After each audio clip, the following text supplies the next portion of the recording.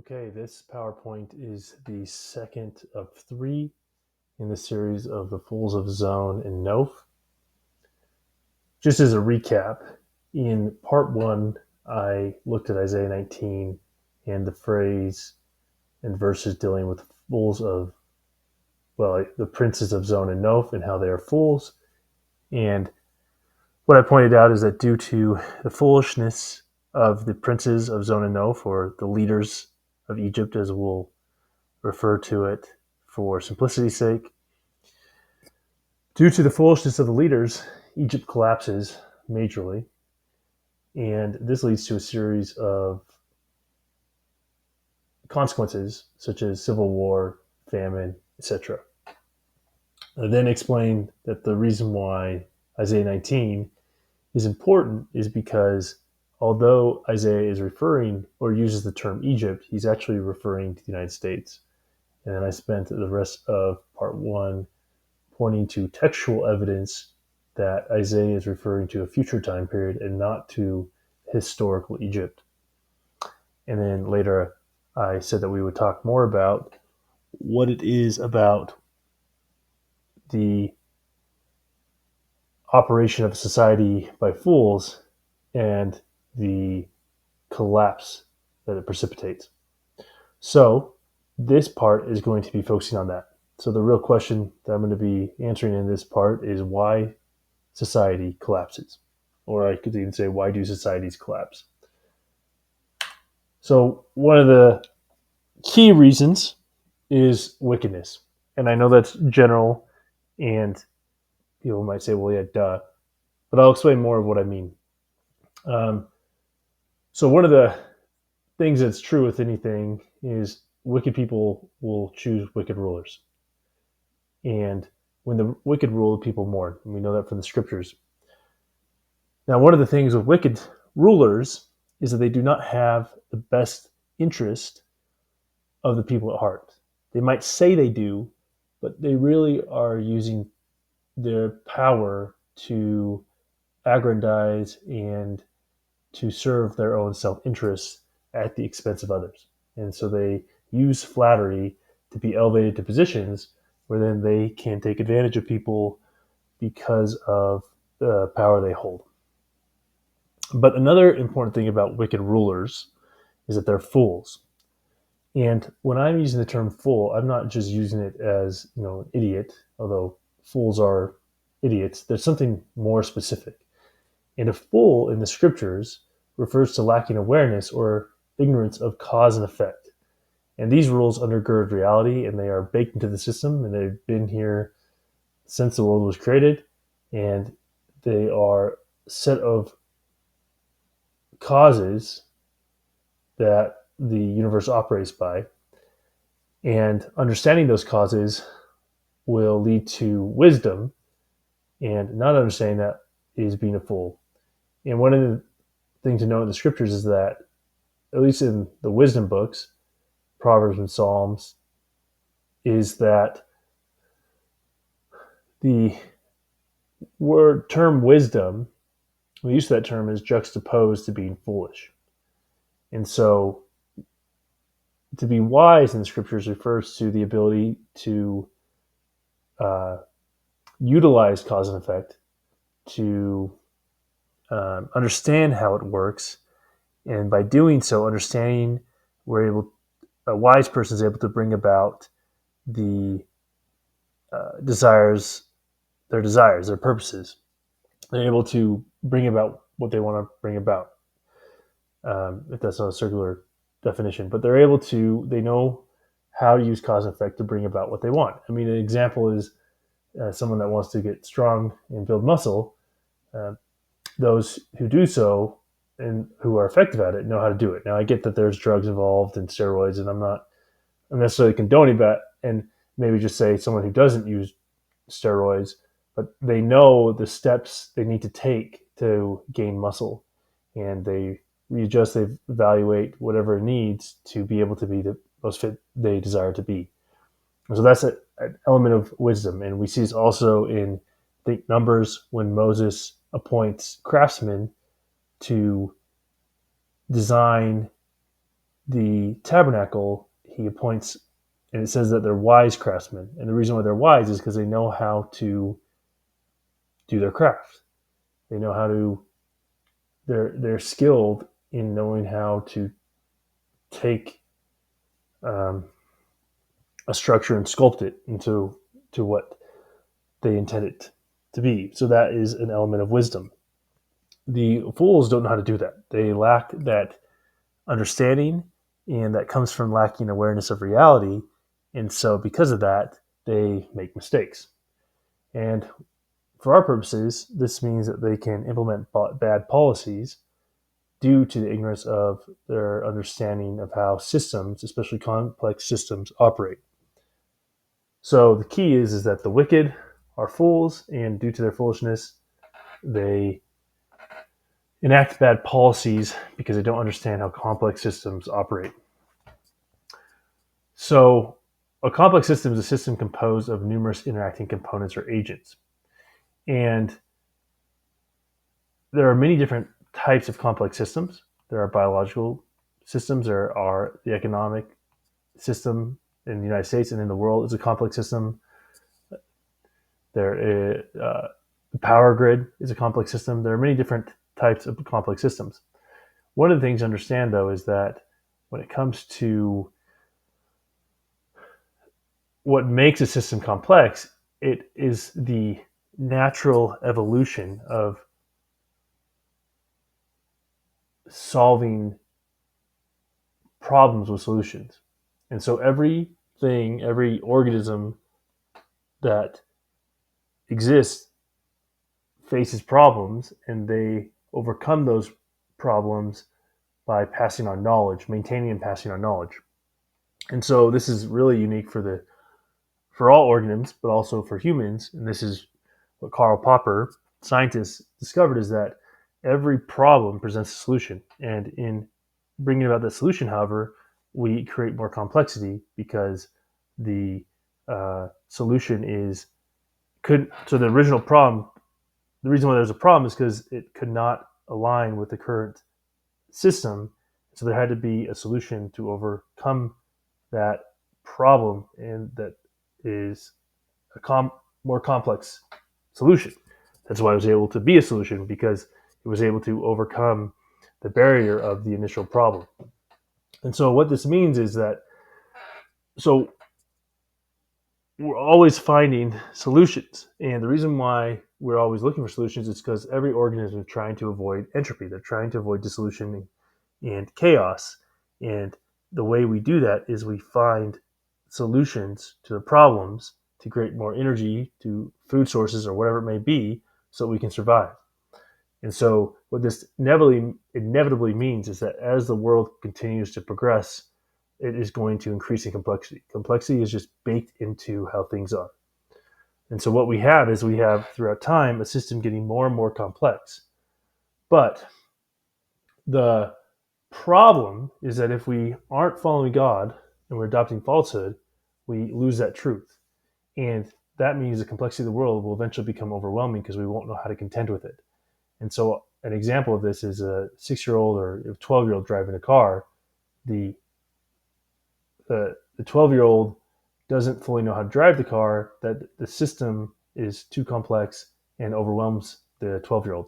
Or if someone was flying a spaceship, if the person's not trained and qualified, the spaceship is so complex and so intricate that a normal person would not be able to fly a spaceship, and therefore they don't have the knowledge to align with the degree of complexity. And so this goes back to the idea of fools, is that fools are unable to contend with reality, and they're unable to know how complex systems work or the full implications of how they work, that they are unable to properly manage these systems that leads to chaos. And so ultimately we want a meritorious society. So this leads to our third point, which is the collapse of networks. So we just talked about complex systems, and complex systems are organized into networks, and there are different types of networks. For our purposes, the network we want to focus on is scale-free networks. Scale-free networks are organized by a power law distribution, which means few major hubs and many small nodes. And we'll talk more about that. But a power law distribution is seen here on the right. As you can see, it's not, I guess, symmetrical might be the right word. There is not an even distribution. This is also referred to as the 80-20 rule, right? And there has been studied numerously that, for example, most of, let's see, 20% of the websites are visited by 80% of the people, right? There is this massive asymmetry, and also books or movies, right? Um, 80%, sorry,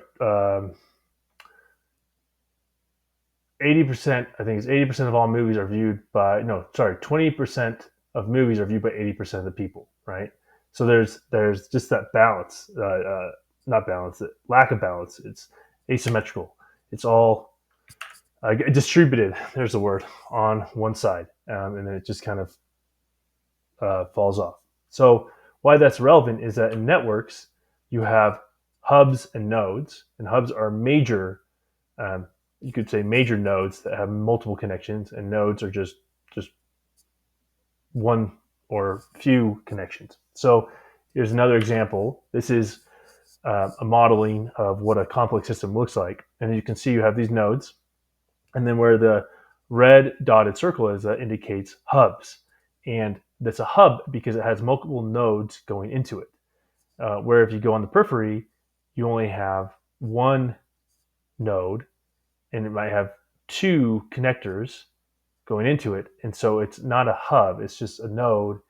And why this matters, and you can see it here too, sorry, with the one on the right with the gray circles indicates hubs because that's where they have multiple connection points. So why this matters is because our economy is structured like these kind of network. We have major hubs. We have certain parts of our economy. You can see it with shipping, with manufacturing, with farming, that are hubs, and they're connected throughout the economy, and they serve a major component. And you can even think about it with airports. So we have major airports, and they service most of the flights, and you have minor airports that service few of the flights. Now, why this matters is that when it comes to the collapse of society, part of it is involved, and really what it is it's the mismanagement of the system. And the mismanagement results in removal of major hubs, which will lead to a collapse. Now, it's important to understand, though, that it kind of depends on whether the node that collapses is a node or a hub. So if it's a node, it's not going to be much of an issue because it's not really connected to anything, right? So, for example, if St. George Airport was unable to service flights, the world would still continue forward because there's only like 2 airplanes a day going to St. George, right? It's not going to affect anything. Conversely, if LAX had to shut down, that would disrupt travel majorly because that's a major hub and that has so many different nodes connected that they would all be shut down, right? So, what is important is that when it comes to, oh, and this is another example just recently, this is what I was trying to remember, is that we have seen with the worker strike what happens when hubs are removed. Now, I don't mean necessarily, I'm using removed just to say they're offline, they're not working, right? So we have these major, now you have certain, within the shipping industry and the docking industry, you have small ports, and their shutting down is not going to do anything. But if you have major ports shut down, like we have in this case, in LA and in New York, those are major hubs that provide connections to other parts of the economy, such as trucking, and they provide a lot of trucking. A lot of trucks are going to those ports to collect the materials and the goods and deliver them. And if they shut down, then everything stops, right? So we see this example already today. And with this, it's going to be a major impact, or it could be, because with the supply shutdown, that means there's going to be a cost from the strike, and that's going to shift the price on the consumer. And so we can already see right now what happens when hubs are removed. It creates a collapse, or it creates problems to the system. Um, Now, one of the things to point out is